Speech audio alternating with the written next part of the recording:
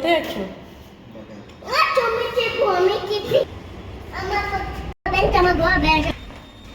আনাস, কোথায় যাচ্ছ তুমি? বলবে তো?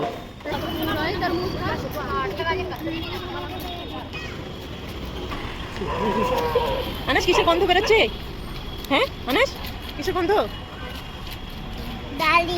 গাড়ির। আমরা মার্কেট চলে এসেছি।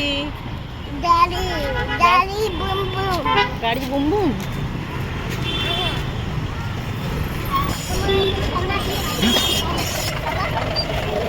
কোন মিঠা খাবে? দেখো